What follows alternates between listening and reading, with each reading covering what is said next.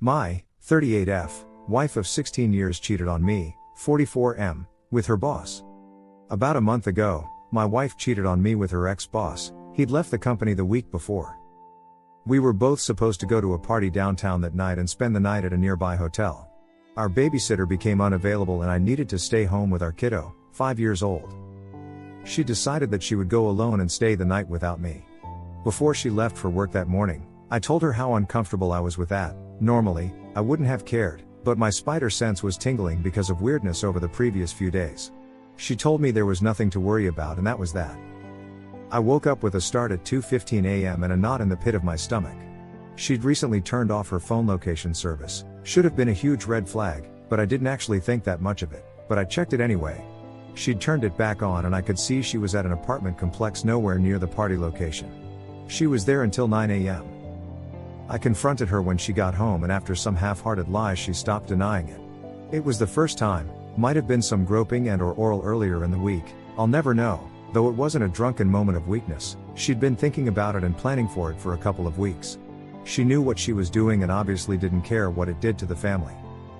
Our marriage has had its ups and downs and I've not always been the greatest husband. I've never been unfaithful though and I love her dearly. Whatever issues we had I think we could have worked through. From what I can piece together, I think she was looking for a quick escape from a husband and child that she felt were stifling her. It was a chance to have a different, more exciting, life. Turns out that her ex-boss was really just looking for a little something on the side. He put her into a cab still in her evening gown and made her make the 9 a.m. walk of shame back at her hotel by herself. Oops. After she finally admitted the infidelity to me, she told me that it had been a mistake and she wanted to stay with me. There's a chance that her ex-boss would try to hire her at the new company he works for. She's really damn good at her job and I suspect his motivations would be more that she would help make him look good rather than sexual. She's really not his type. I told her that there was no way that could happen. She couldn't be with me and work for the man she'd broken her vows with. I told her that she needed to call her ex-boss and tell him that they could never speak again and I needed to hear her say the words to him. She resisted this fairly strongly. The new job, if it were to materialize, would be an important career boost for her. Turning it down would be a big sacrifice, so I understood some of the hesitation. She asked me for a day or two to think it through. She went over to her mother's house for a couple of hours and when she came back told me that she'd decided to make the call and give up the career opportunity. What she didn't know was that because I get the phone bills, I have access to her call records. I could see that she'd talked to her boss for an hour while she was going to her mother's. I didn't mention that I knew this and had her call her boss. She told him that it had been a huge mistake and that they needed to cut off all communications. He said that he understood and would honor her wishes. Pretty much exactly what I wanted to hear.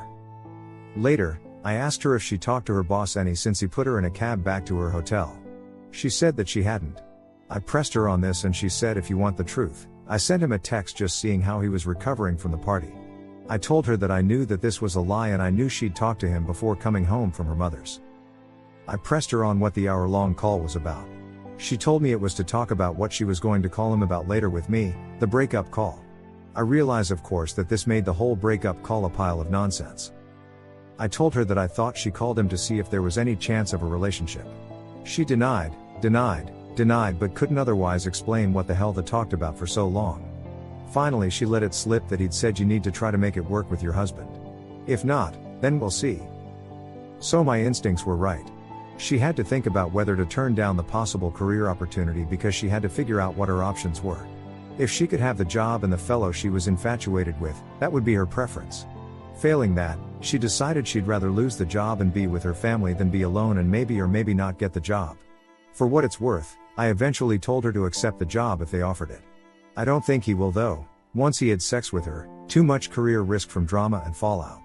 That was all about a month ago. Since then, she's been the model wife. We're going to counseling, she's done everything that I've asked, she's put up with my various late-night talkathons, she doesn't complain when I don't let her sleep in our bedroom, and she's not made it about her, much. She clearly wants things to work now and I believe her when she says she wants to be with me. At the same time though, I'm still having difficulty just with the physical side of the infidelity and I'm having a lot of trouble with being plan B. Part of it is my bruised ego, but a very large part is a concern that she wants our relationship now. But what happens in the future? I feel like she's accepted her life and is now gung-ho about making the best of it. What happens down the road though? So, the question in front of me now is what to do? For the last month, I've been bouncing all over between just digging in and fixing things to thinking about asking her to leave. For what it's worth, if she leaves, the kiddo almost certainly stays with me. My work gives me the time and ability to be a stay-at-home dad, which is a role I enjoy. My inclination as a father is that I probably have to stay and try to make it work. Kids do best with a mommy and daddy who love and respect each other. If there's still even a remote chance of that happening for the long term, I don't think I can deny my son that chance. I'm hoping but not convinced that time will dull some of the raw emotion.